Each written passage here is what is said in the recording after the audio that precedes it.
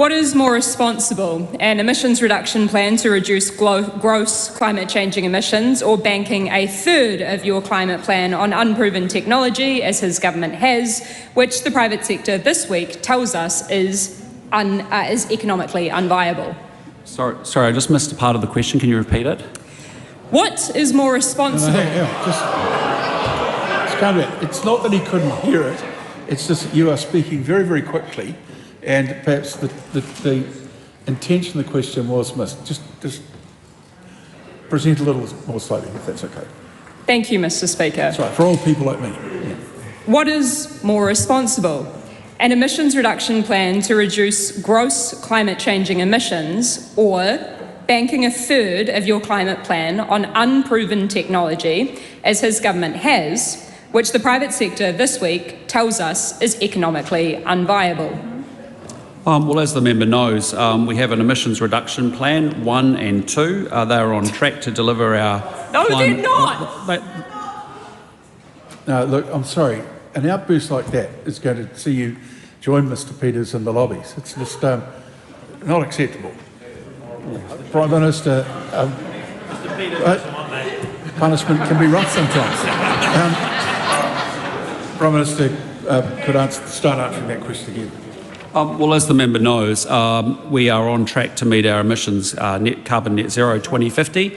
In fact, under emissions reductions plans 1 and 2, and what we see is the outlook for 3, while there's more work to do, there's even a possibility we could do it 6 years earlier.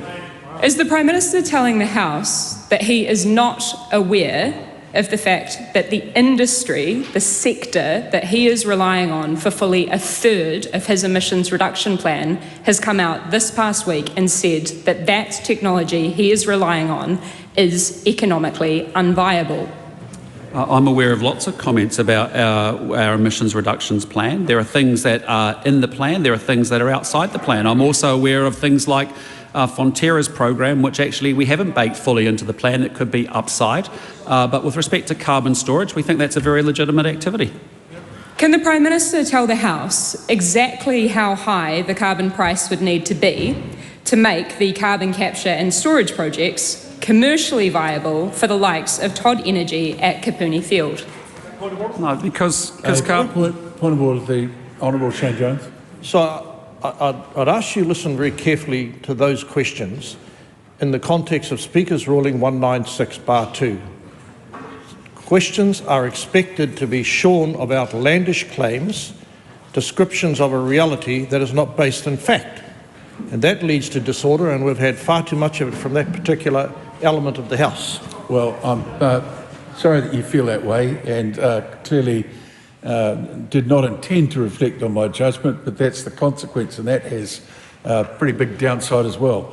Swarbrick asked the question again, but with that in mind, don't make outlandish statements in a question.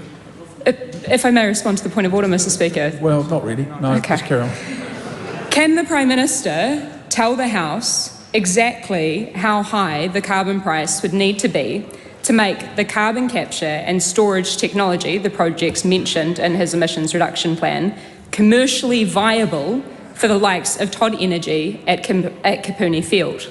But you can't expect the Prime Minister to answer a question that is the right domain of Todd Energy. He's responsible for a lot of things, but not for the management of that company.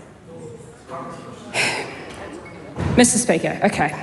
Does the Prime Minister then accept MB's climate implications of policy assessment, which stated that, and I quote, "The emissions impact of carbon capture and storage is uncertain.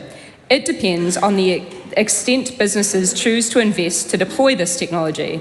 There are a limited number of businesses within New Zealand where it would be technically and commercially viable to use CCS, given the current cost of this technology." Well, look, I mean, there'll be lots of different technologies that come along our way, as there have been in the last 10 years, as there will be in the next 10 years. Each of them will have a different set of cost parameters and economic viability parameters. And, you know, we've got a plan at the moment, I just reassure the member, that is putting us on track to deliver for net zero 2050. That's a good thing. Supplementary. Supplementary question, the Honourable David Seymour. Does the Prime Minister believe that innovation can lead to better technology with lower cost, and sometimes people even do this innovation because of profit.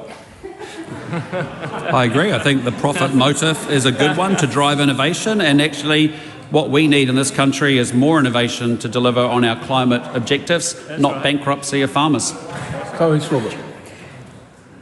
Does the Prime Minister then reject the statements that we have heard on the public record from the sector involved in carbon capture and storage this week, which his government's emissions reduction plan relies on for fully a third of its reduction? Does he reject their statements that this technology is currently economically unfeasible?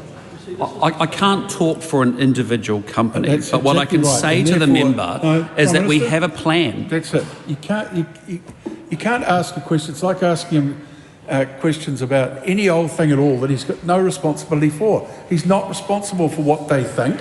He's responsible for government actions. You could have asked that question a different way. Perhaps you should try.